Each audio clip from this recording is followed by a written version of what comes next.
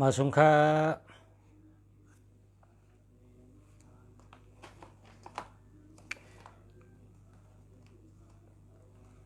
มาสงค่ามาสงฮบทบจอมสักกุมเมืองดีแต่ตัดลองเฮินยีค่ะลัดลองหอลองเฮินกันเนาะลองหอลองเฮิน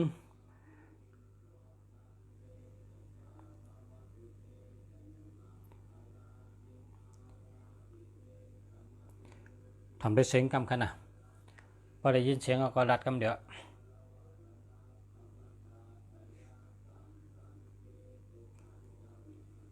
มาสงค่าทำไปเสียงกำขนาดจินะพอได้ยินเสียงก็ลัดกำเดียว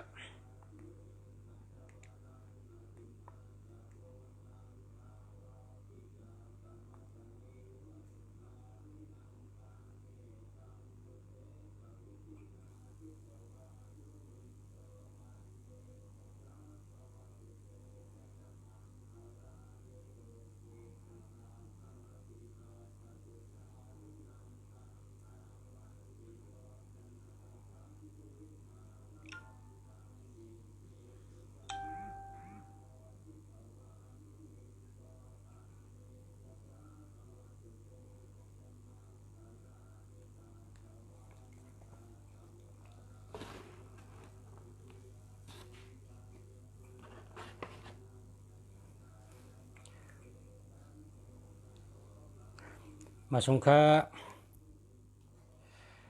เมื่อในข้าเอาลองอันเข้มมาตอน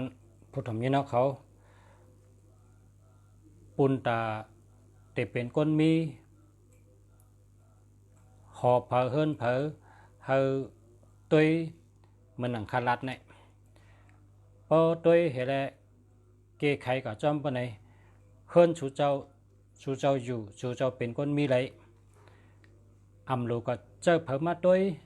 อำลูกก็จ้างเผอมาตุยหางกุยถอมอก็เฮ็ดหางกุยเกไขหางกุยชูเจ้าเกไขไรอันเริ่มไปแม่นเมไรอันเริ่มไปถูกเมไรหนังหึงเตลีเมไรเฮิรนชูเจ้า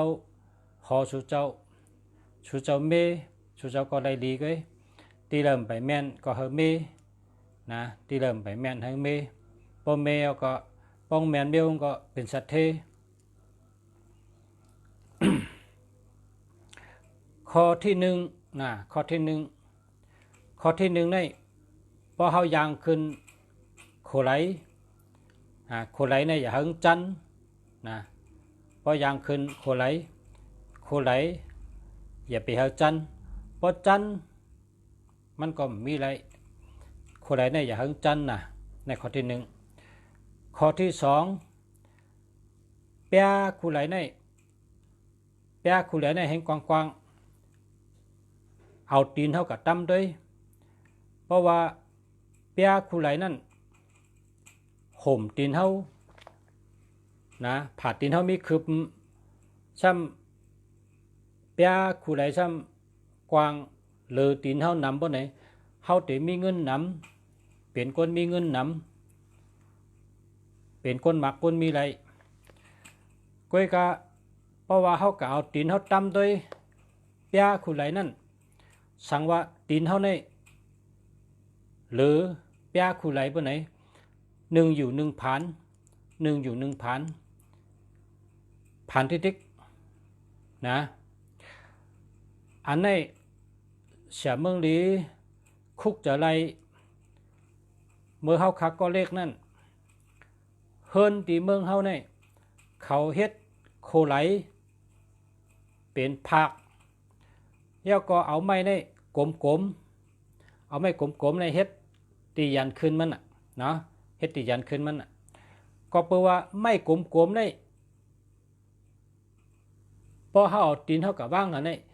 ตีนเฮาในตั้งปลายก็หรือตั้งส่วนก็หรือก็เพราะฉะนั้นได้เฮ็ดการตั้งปีอ่ำเป็นก้นมีไร เป็นคนมีไรเฮ็ดต่อโจต่อปานก็เป็นคนมีไรมักมีไรเหลือมันเหลือคำก็ไรชื่อเงินก็ไรเก็บก็เปว่าเปียคู่ไหลนั่นมันเล็กนะตีนก้นทำยาวเพราะก็เหยียบใส่เจ้าไหนตั้งชนตีนก็เหลือตั้งปลายตีนก็เหลือได้จังว่าผ่านนะด้วยดีขนาดพอเมปีน้องเขาเฮิรนเผอเฮิรนมันเหยียบด้วยโคไหลเจ้าเก่าหนึ่งกวางหนึ่งมีหนึ่งกวางหนึ่งหลีพอเขาผ่าตีนเขากับตั้มเหรอปะไหนเฮิรเหลือนะเฮิรเปียคู่ไหลเนี่ยเหลือตีนเขาเฮิรผ่าตีนเขาเลยอยู่นักกลางมันตั้งชนก็เหลือตั้งปลายก็เหลือเพราะจังไหนเนี่ยชูเจ้าเป็นคนมีไรเฮิรนชูเจ้าโคไหลชูเจ้าตัวหางกวยเมหางกวยขนาดโลก็จ้างเพิ่มมาเมเหรอปองเก็บเขาก็เฮ็ดหางกวางหางกวยกะเฮิรนฮักเฮิรนเฮาน่ะเจ้าว่าเสียเมืองลีลาดเฮาดูก็จ้างเป็นมาเมหางกวางในชูเจ้าเสียเงินเพราะนั้นเขาก็เมหางกวยพอแป้นเก็บเขาก็สืบแป้นหางกวางนั้นก็แลกเอากวางมาใส่ให้ไหนเปียคู่ไหลนั่นหางกวางหนึ่งกวางหนึ่งมีเงินนำหนึ่งกวางหนึ่งเป็นคนมีเงินมีคำนำเป็นสัตเทนะข้อที่สิกคู่ไหลในเดลัยกิกนะปองกิกเป็นโคไหลก้นปองกบเป็นโคไหลผีนะต้องไว้ดีๆสิกโคไหลในพอเป็นของก้นในเดลัยกิกนะต้องรู้จักกิกในบอกว่า3 5 7ในเป็นห้องกิกปองกบในห้ำ2 4 6 8อันในกบปองกบในเป็นของผีเป็นโคไหลผีป้องกิกเป็นโคไหลก้นนะหรือให้กิกนะต้องไว้ขนาด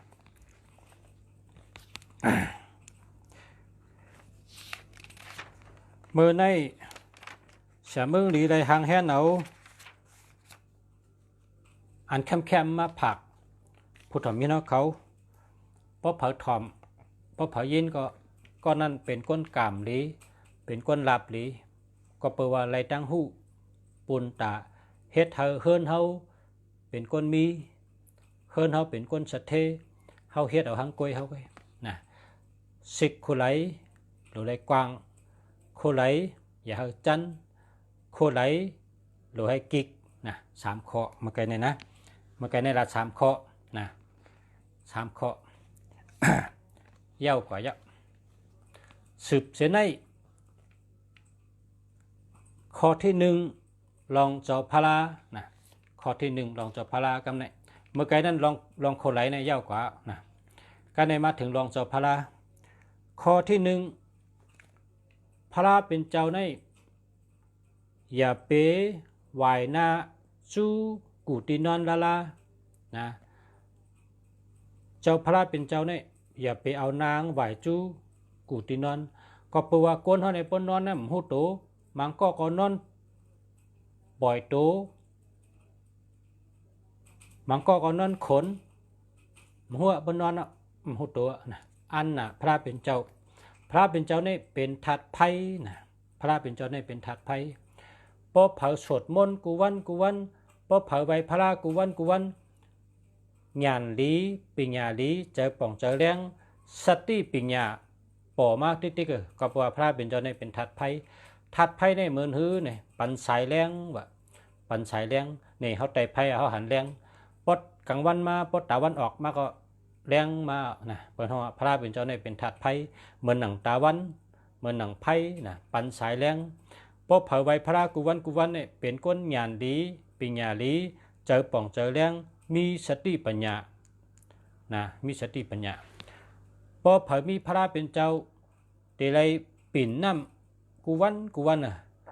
น้ำตาเตหลู่พระเป็นเจ้าเนี่ยเขาหลู่น้ำพระเป็นเจ้าเนี่ยตอกต่อเย่พระเป็นเจ้านั่นก๊อกเลยไว้ก็เลยก้อยน่ะน้ำเนี่ยหลู่เลยแลกกูวันนะน้ำนั่นหลู่แลกกูวันเขาเอามาต่างน้ำหลีต่างไว้นะพอต่างไว้เอาเนี่ยพอเขาจุ่นเนี่ยเขาซ้ำเอากะโหดต้นหมอกอะไร เอาเก็บจู้ไว้เหี่ยวไว้อาบ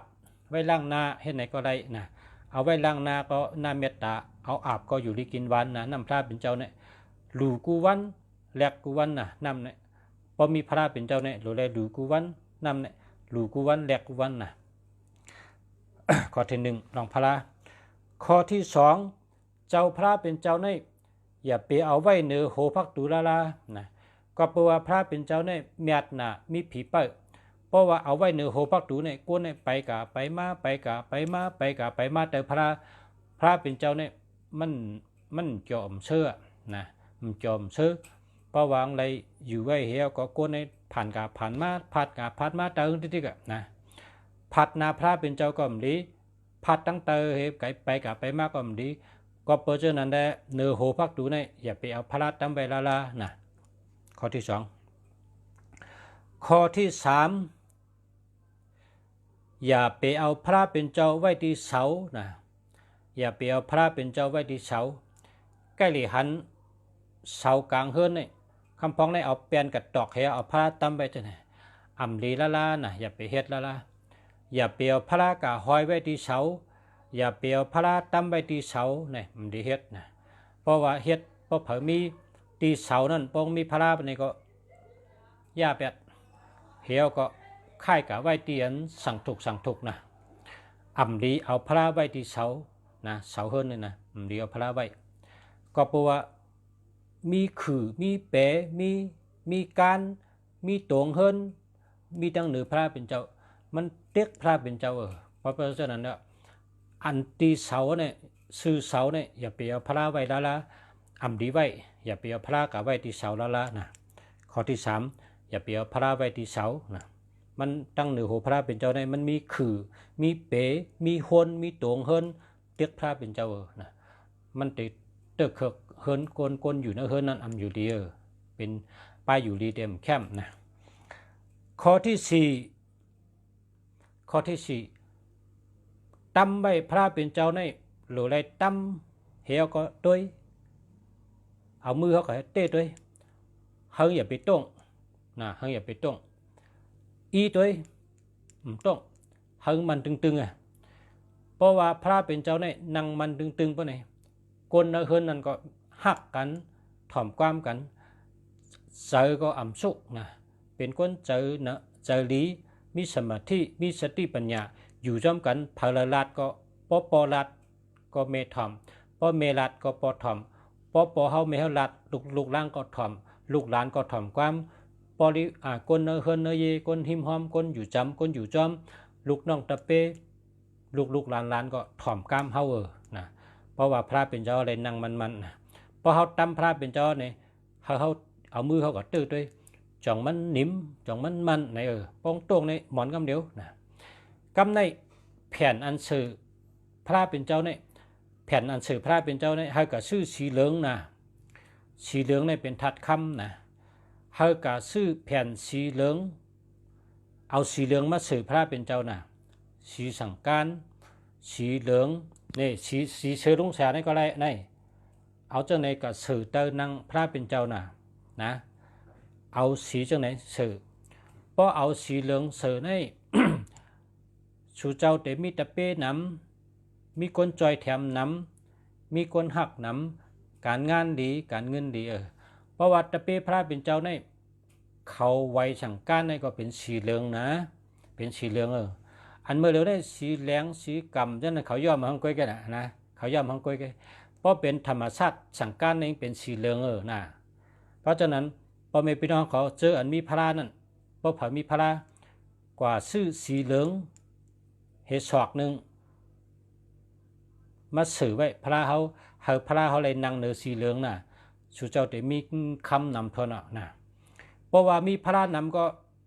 ซื้อมาแผ่นเหลืองน้ำนะเอามาสื่อให้เตรียมเข่งพระให้เอาตั้งแต่พระดำพอเตะดำพระเป็นเจ้าในตาสูหนึ่งแต่ได้สูงเดือเปิ้นนะตาสูหนึ่งแต่ได้ตั้มสูงเดือเปิ้นตาสูหนึ่งแต่ได้ตั้มสูงเดือเปิ้นมันเหมือนดังเหมือนมนเจ้านางจ้องน่ะเพราะเขาขึ้นมือไว้มนเจ้าเนื้อจ้องน่ะมนจ้างเขานั่งเป็นแต้วไว้มนเจ้าในเป็นนางสูงมนเจ้าในนางสูงเดือเปิ้นยาก็มนจ้างให้นางเตี่ยมลงมา เจ้าสางห้ำนังแต้มลงกับปีห้ำนังแต้มลงปลูกย่องห้ำนังแต้มลงให้เนี่ยเปิ้นเป็นจันเผอจันมันด้วยเอามนเจ้าเขานั่นน่ะมนเจ้าเขาเนี่ยเพราะเป็นมนเจ้าหลวงในเป็นดังสูงมนจ้างเขานังแต้มเจ้าสางห้ำนังแต้มแทงให้เนี่ยพระเป็นเจ้าก็จะได้ไว้ตาสูนึงในสูงเดือเปิ้นน่ะเฮ็ดจังนั้นน่ะข้อที่5นะข้อที่5พระเป็นเจ้าในอ่ำลีไว้เตอสังก็อย่าไปไว้เตอคือเตอปีเตอตงเตอจานเตอคันไหลเตอหังก็อย่าอ่ำลีเฮ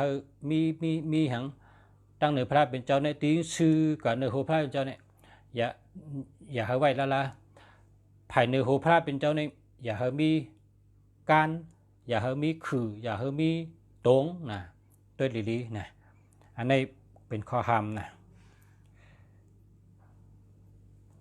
ข้อที่6เตอโคไหลนะเตอโคไหล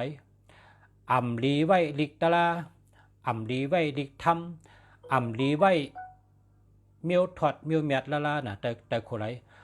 มังปอกในเฮิรนเบิ้นในเฮิรน2จันเนาะเตอโคไหลในซ้ำกวางน่ะเอาปั๊บลิกกับไว้เอาเมียวถอดเมียวเมียดกับไว้ว่าคุณพี่คุณช้างอ่ะยาหันตาว่าอีทางยังเอาเขาไว้เตอนั้นดีละนะเตอโคไหลเนี่ยอย่าไปเอาสังไว้ละนะลิกเนี่ยนะลิกเนี่ยเป็นลิกหนึ่งโตตันพระหนึ่งชูนะอย่าไปเอาไว้เตอโคไหลละนะลิกก็เย้าพระเป็นเจ้าก็เย้านะเตอโคไหลเนี่ยอย่าไปไว้นะในเป็นข้อที่6เนาะข้อที่7นะข้อที่7เนี่ยลำลองทวนข้อที่7เนี่ยเนียดทวนลำลองทวนทำดีข้อที่7เนี่ยเข่งพระเนี่ยของเผยก็เย้านะเข่งพระเนี่ยเพราะใครเป็นอกเป็นเจอนะเพราะใครเป็นอกเป็นเจอเนี่ยเข่งพระเนี่ยตั้งสูงเฮงเป็นหัวเจอเนี่ยก็ป้อเย้านะอย่าไปเฮ็ดสูงป้นโหเนี่ยอย่าไปเฮ็ดเพราะเฮ็ดสูงป้นโหเนี่ยเฮายืนถึงเหมือนจังหนังเฮาโทษทีก็ปอกโทษทีปอกทีเฮาใครมีสังก็มันมาถึงเฮาปอกเฮาเฮ็ดสังก็อันโหลเฮาได้มันเป้จุงให้ปอกพอเฮ็ดสูงนะเข่งพระเนี่ยตั้งสูงเฮงเป้งอกเลยนะเป้งอกเป้งเจอแตกเอาโหใจเฮาเนี่ยแตกเอาตีนวมเฮาเนี่ยเฮงเป้งนวมเฮาเนี่ยเป้งหัวใจเขาเนี่ยตั้งสูงเฮงเป้งไหนแกนะพอเขาเฮ็ดเข่งพระเป้งอกเป้งเจอเนี่ยพอเขาลุมลาก็ง่ายเขาเลยเจ็ดเลยถูเข่งพระในแต่เลยมดเฉยหรือเปิ้นอ่ะหลุดเจ็ดหลุดถูหลุดปัดขี้ผุนตาเสหลุดเฮ็ดเริ่มไหลมดเฉยตาเสเข่งพระเนี่ยจังนั้นจังก็มีพุงตะโกงแต่เลยแห้งปาราบีนแต่เลยขึ้นนะก็เพราะฉะนั้นได้เขาหลุดลุ่มเล่าตาเสเข่งพระเขาเนี่ยหลุดเจ็ดหลุดถูหลุดปัดหลุดตาเสเขาหลุดไว้ให้เป้งอกเขาเนี่ยเป้งอกเป้งเจอหากินง่ายเย้าก็อาลูสันตะไปว่าไปจุงพอเขาลุมลาพระก็ง่ายเขาหลุดเอาแผ่นมาเจ็ดพระเขาเหมือกุสุเอาแผ่นเจ็ดเอานุ่นกุยเจ็ดเอาน้ำล่างเรียกหมอกเฮ็ดจังหือก็ยาวที่เขาลุมลาในหังลุมลาง่ายๆนะเข่งพระเนี่ยนะพระเนี่ยพระเป็นเจ้าในแต่ได้มีกิกนะแต่ได้มี1สู่3สู่5สู่7สู่จะไหนลีเลอเปิ้นนะมันหลุดเลยกิกนะเพราะว่าพระคานำนะเพราะฉะนั้นก็อ่านด้วยเลยอ่านด้วย1สู่2สู่3สู่4สู่5สู่6สู่7สู่ป้องกิกในเรียนะป้องกบเราก็ชื่อมาแทงนะหรือได้เป็นตัวกิกนะป้องกบได้หรือชื่อมาแทงป้อมใครชื่อก็ป้องกบนะเอามาดูจ้องให้สูงก็กิกก็ว่านะพระเนี่ยหรือได้เป็นกิกนะป้องกิกในกล้าขายดีนะโปกนผุยล้านผุยแสงนะไพ่นั่นไพ่อันกัดไตเนื้อด้านนั่นเฮิงกิกนะปอไตกบเนี่ยมันขายลีมันหลุดได้กิกนะหลุดเป็น3อัน5อัน1อันจะไหนขายลีเพราะเป็นล้านเพราะเป็นพระเฮากับปั้งกับไว้ที่ล้านขายทั้งขายก็ปั้งกับสูนึงก็ขายลีปั้งกับ3สูก็ขายลี ปังกับ5ชูปังกับ7ชูจังได๋ขายดีมันเป็นตัวกิกจังได๋ขายดีปองกบมันเป็นของผีขายมันดีนะ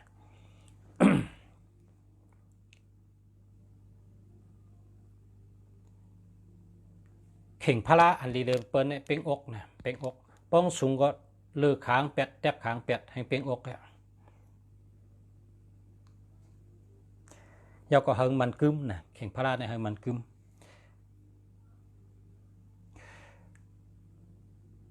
เมื่อในเมื่อไกลเนี่ยเมื่อในกันดอกข้อที่8เนี่ยเมื่อไกลเนี่ยอ่อนตั้งขาลัดกะว่าพระเป็นเจ้าเนี่ยเป็นทัดไพ่นะพระเป็นเจ้าเนี่ยเป็นทัดไพ่อ่ำลีไว้จับห้องน้ำอ่ำลีไว้เนือห้องน้ำอ่ำลีไว้ซื้อห้องน้ำอ่ำลีไว้เนือทางขี้พอเป็นเฮือน2จันก็ตั้งเติงเป็นทางขี้ตั้งเติงเป็นห้องน้ำตั้งเหลืองไว้พระอันนั้นมันดีแล้วล่ะอย่าไปไว้ซื้อกัน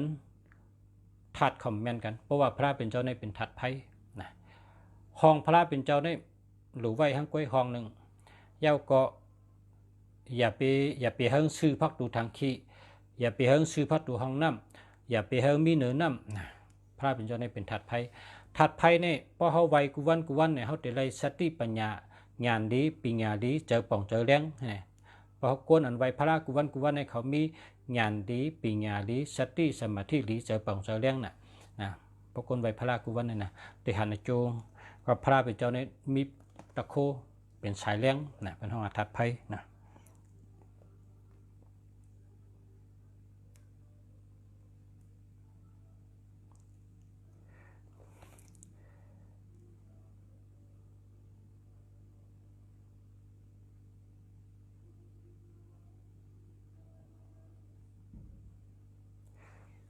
ในเป็นดองพลา8เคาะนะเป็นดองพลา8เคาะ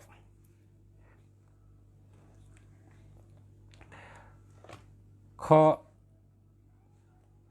อันลำลองได้เมื่อไปถึงรองจอพลานั่นเมื่อไปถึงรองจอพลานั่นเมื่อไกลนั่นเสียเมืองดีรัดว่าโคไหล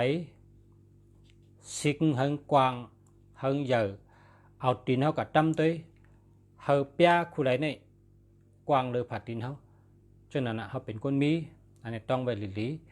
เฮินเขาตัวหังกุยนะตัวหังกุยพอเขาตัวเฮินเขาเนี่ยเขาตัวคู่ไหลน่ะเฮาเปียกวางนะข้อที่2อย่าเฮาจันนะอย่าเฮาจันแล้วล่ะอย่าเฮาคอนอย่าเฮาจันนะ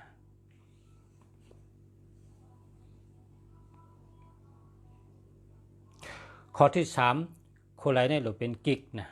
นับด้วย1 2 3อันนี้กิกอ่ะ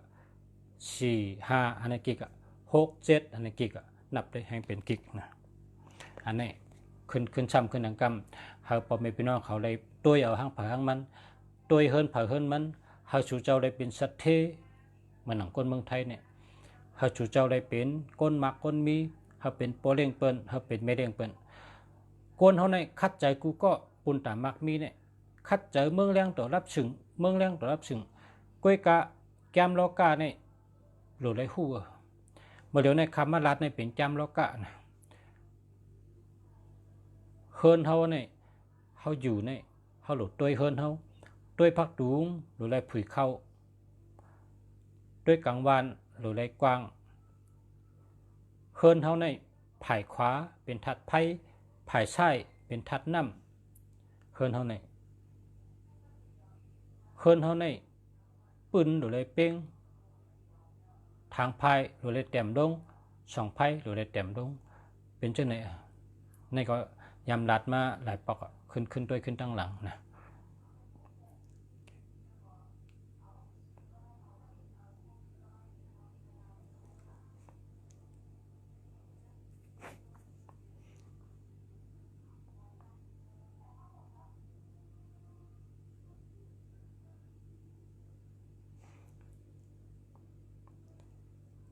แทงคอ1เมื่อเราได้เป็นปีใหม่นะเมื่อเราได้เป็นปีใหม่ปีนี้เป็นปีเสือกูก้นเฮินเผอเฮินมัน ซื้อแผ่นเหลืองเมื่อสื่อพระเป็นเจ้าเผอพระเป็นเจ้ามันน่ะเอาแผ่นสีเหลืองสื่อแผ่นสีเหลืองจังไหนจังของฉันนุ่งนั่นก็เลยสีชมสีเหลืองสีสังการอันนี้เอาซื้อให้เมื่อสื่อพระเป็นเจ้าชูเจ้าได้ลีทั้งปีแล้วก็แผ่นเจ็ดติ้นนะแผ่นเจ็ดขีดติ้นอันนั้นก็ศาสตร์สื่อเฮิรนตีตั้งเข้าพักตูชูเจ้านั่นพอเป็นเมืองไทยในประทังว่าแผ่นเจ็ดติ้นเนาะพอเป็นยางเข้าพักเฮิรนในนี้มันจะมีแผ่นโอนโอนโน้นโน้นนะให้โอนให้โน้นโน้นนะกระเชื่อนโอนโอนโน้นโน้นนั่นมาสื่อไว้แผ่นอันที่เข้าพักตูนั้นให้เป็นสีเขียวนะแผ่นกว่าชื่อมัดอันเป็นเฮ็ดขายก็ได้อันนั้นก็เพราะว่าเป็นเฮ็ดขายมีก็กว่าชื่อเมี้ยวเขียวแผ่นเขียวผ้าเขียวสัตว์เขียวเอียงก็ได้ทิ้งเป็นสีเขียวมาสื่อไว้ตั้งอันที่เป็นเหยียบเขาเฮิรนนั่นก็จะให้โอนโน้นนะให้โอนโน้นในรับเขาทั้งปีนะปีนี้นะรับทั้งปีเตอเข่งพระเตอพระเขาเนี่ยสื่อสีเหลืองนะตียางเข้าปักตูนั่นเฮามีผ้าสีเขียวแผ่นสีเขียวนะในปีนี้ตั้งปีชูเจ้าได้รับดีตั้งปีได้เงินดีตั้งปีการมักมีชูเจ้าดีตั้งปีจอยชูเจ้านะกำในลองตั้งหลู่เนื้อเฮิรนชูเจ้าหลู่เฮาก็จอยเฮาชูเจ้าดีขึ้นเนื้อเฮิรนชูเจ้าเฮาหลู่หมอกสามสีนะหมอกเนื้อเฮิรนมีสามสีเพราะกับชื่อหมอกนี่นะหมอกหังก็ได้เฮามีสามสีเอามาใส่หมอกมะน้ำมีสามสีนะหมอกสีเหลืองสีแหลงแทงสีเขียวในก็ได้สีของสีเหลืองในก็ได้นะหลู่หมอกสามสีตั้งปีเป็นปีอันชูเจ้าได้เงินดีนะเพราะหลู่หมอกหลู่ที่พระเนี่ยหลู่หมอกสามสีนะ แล้วก็อาหารละอาหารการกินครับในปีนี้สังว่าพาราใครเฮ็ดให้อยู่ดีไปอยู่ดีทั้งปีปะเนี่ยเฮ็ดเขาอยากกู้เฮ็ดกินเฮ็ดหลู่เฮ็ดเขาอยากกู้กว่าหลู่พระกว่าหลู่มันเจ้ากว่าหลู่จ้องหลู่เจ้าเมืองต่างเขียงผีเฮ็ดเขาอยากกู้ใกล้ๆเฮ็ดกินน่ะปีในทั้งปีแต่ได้เป็นคนอยู่ดีทั้งปีเพราะเป็นอาหารราดตั้งกินให้กินเขาอยากกู้เฮ็ดเขาอยากกู้เฮ็ดกินเฮ็ดหลู่เฮ็ดสักกะน่ะเฮ็ดกุเลินเกาหลีเขาอยากกู้อันนั้นเป็นอาหารละตากินให้อยู่ดีกินหวานนะเพราะเป็นลองหลู่ต้านให้ไรมีลาบจ้ำหลู่หมอกสามสีนะเพราะเป็นลองมีเนื้อเฮิรนเฮาอันเฮ็ดให้เฮิรนเฮานี่มีลาบมีเมตตาลีมีลองลีกุเมียวก็เตอเข่งพระอ่อมใจเตอพระนังไอ้ตีนังพระเนี่ยเอาแผ่นเหลืองมาสื่อสีเหลืองแล้วก็เฮามีผ้าเขียวผืนหนึ่งเข้ามาที่พักตูนั่นเฮ้ยการแนวแคมแดบเนาะปองเจอเขาเนาะป้อมปองใจก็โทรมาถามนะกับสืบมาถามค่ะป้อมปองใจคาเตลัดเนี่ยป้อมปองใจก็โจมาค่ะขอบเจอเยอะน้ำค่ะมีกันได้เงี้ยมันเนี่ยต่างวันไกอุบกันแท่งนะย้อนชูเหอพอไม่พี่น้องผู้ถมยินกูก็กูเจ้าเขาได้อยู่ดีกินวันเหตุการณ์ขึ้นใหญ่มาสูงการงานดีการเงินดีแล้วก็ลาบดีโจดีมีปรามีอำนาจการกูก็กูก้นได้ให้การเงินดีขึ้นใหญ่มาสูงเฮาชื่อไรขายแมทก้าวของขายมันเฮ็ดดอกกอดถูกสั่งตั้นยันขึ้นการมักมีขึ้นใหญ่เฮิงย้อนให้กูก็ได้อยู่ดีมีเงินห่างดีกึกปืนกูก็กูก้นกูก็กูเจ้าเสกคำค้ามาสูงค้า